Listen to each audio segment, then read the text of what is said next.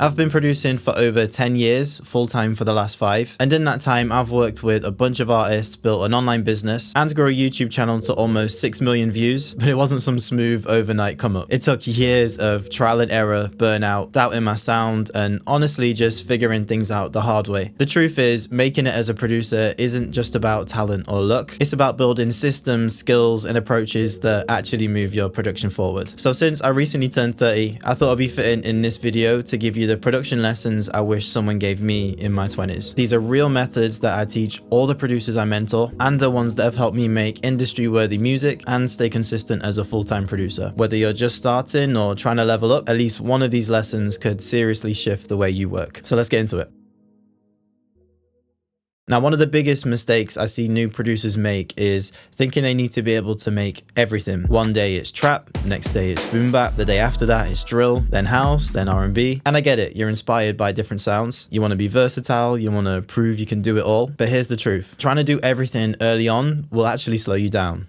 Why? Because you're spreading yourself too thin before you've even mastered the basics. Now, I learned this the hard way. When I first downloaded FL Studio back in 2010, I was just having fun. I'd make a house beat, then a trap beat, then some random jerk beats. That was back in the day of the Rangers and all those jerk groups, you know the vibes. I'd spend hours and days just messing around, but if I'm being real, I wasn't getting any better. I wasn't learning sound selection, arrangement, mix downs. None of that was improving because I had no direction. It wasn't until 2017 that everything changed. That's when I said to myself, you know what, I'm just going to focus on trap. I locked in, I studied the bounce, the drums, the melodies, everything. And once I'd committed to that one style, that's when I saw real progress. That's when my beats got cleaner. That's when artists started hitting me up. That's when the placements started coming. Now, I'm not saying you're not allowed to experiment. I mean, please do. That's the fun part of music. But if you're serious about getting good as a producer, then just find one style and double down on it. Get scary good at that one sound. Now, it does take some discipline, but what you'll gain is a solid foundation that you can build on later. So once you've mastered walking, then you can start running. And when you run, you'll actually know where you're going.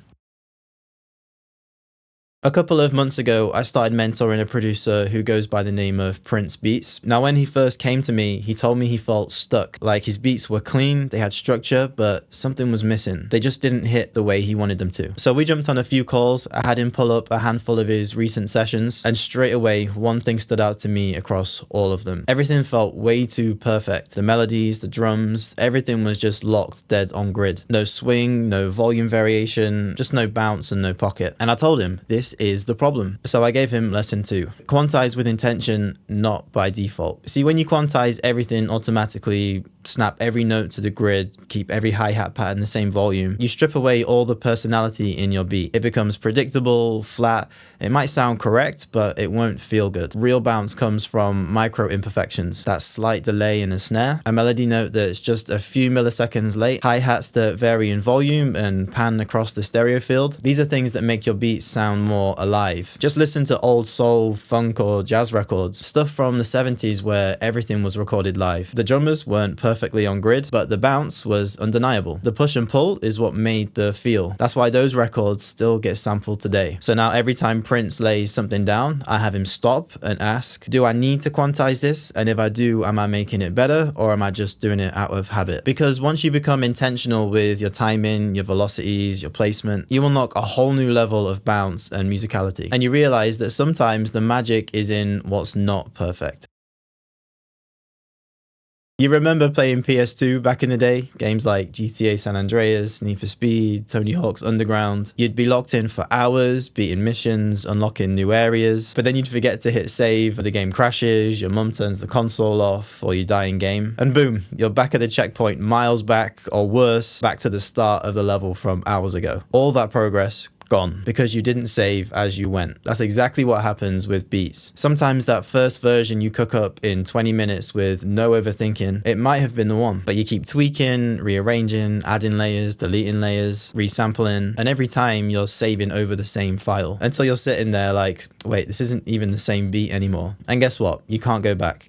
That's why lesson 4 is save version 1 and then clone. If you're a producer who likes to flip things a bunch of different ways, layering sounds, flipping ideas, experimenting with structure, this is crucial. That creative freedom is awesome, but if you don't save as you go, you could lose the version that had the original magic. So don't save over your first idea. Every time you make a major change, then create a new version. Version 1 is your raw idea, version 2 might be the bounce switch up, and version 3 could be the sample flip with new drums. Cool, now you've got options. And when you come back the next day with fresh ears, you might actually realize version 1 still slaps the hardest. So save version 1, then clone. You might lose the next hit song and you'd never have known.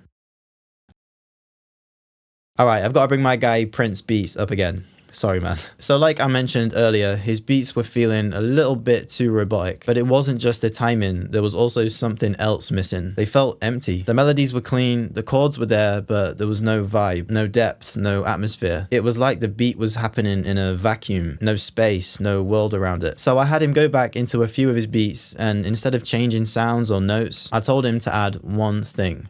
Textures. Simple stuff, background effects, ambient noise, little phrases and accents. I had him try things like rain textures on those moody beats, vinyl crackle on soulful loops, even some nature sounds like birds or flowing water on those more lush melodic beats. And I'm telling you, his production instantly leveled up. So that brings us to lesson 3.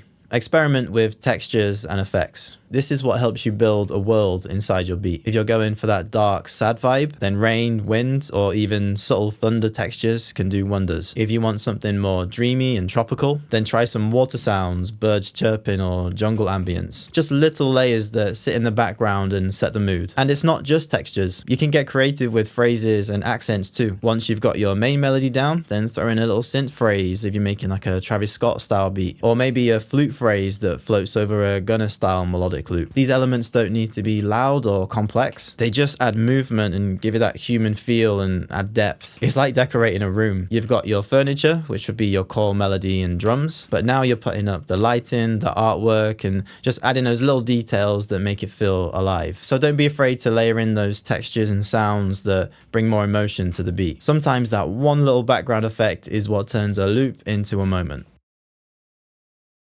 So there's this producer I've been mentoring since January, Solomon. I've walked him through a bunch of advanced production techniques, broke down my entire mixing process, and his melodies, bounce, even drum selection were leveling up fast. But there was one thing that kept throwing me off. The low end in particular sounded like real contained and almost suffocated. Do you know what? I think the only issue right now with the production is just your low end. I think I know why that is. His 808s and bass wasn't hitting, his kicks weren't punching through like they should have. At first, I thought it may be a sample or sound selection issue or something in the arrangement, but no matter what we did, every track had the same problem. So we jump on a call a few weeks ago, he opens up one of his projects, we're going through the session, and then I see it. So this is kind of my like mixing process. I used to use this as like a master, like a quick master. I liked it, but what I actually prefer is in the mix bus, there's a smooth bass and smooth highs one. I prefer this one. Honestly, I think that preset, the first one you showed me with the low dip, yeah, that one, it might be for a different genre. That might be a preset that works maybe in pop, but it looks like a preset where you probably adjust it anyway because it's got a huge dip. Like that dip and it's at what, 100 hertz? A multiband compressor sitting right there on the master channel, and I'm like, man, this is it. This is the reason. Turns out he'd thrown it on there over a year ago when he was just experimenting. Didn't fully understand what it was doing, but it looked cool. It sounded kind of clean at the time, so he just left it. Then he did it again and again and again. It became muscle memory, and that's the problem. Yeah, honestly, I'd take that off because it sounds like your 808 is like over tamed and it's hip hop, you know. I was just slapping that one and was like, yep, cool, beat done. I started looking into it. I was like, why? And then I'm realizing that it's not my mix. It's actually like what I do immediately after that.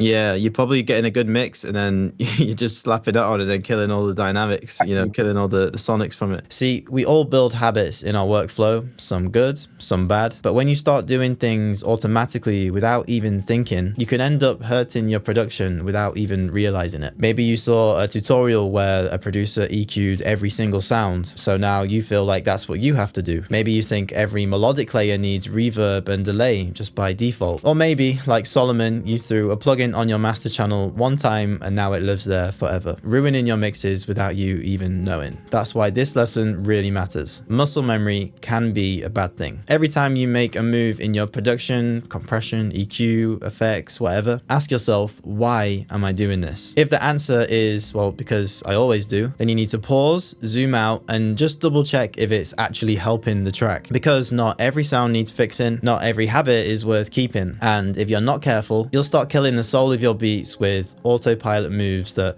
don't even really make sense anymore. So yeah, be intentional. Muscle memory can be dangerous when it starts making decisions for you. Now, if you're a beat maker who needs a better strategy to level up your music production or content and get the confidence in your sound that's missing right now, then click the link in the description. I've done this for half a decade with hundreds of music producers, ranging from complete beginners to advanced producers trying to find that next level in their production. Or if you're just doing some research, then watch this video next, where after critiquing over 1,000 beats, I break down the most common things stopping producers from getting placements.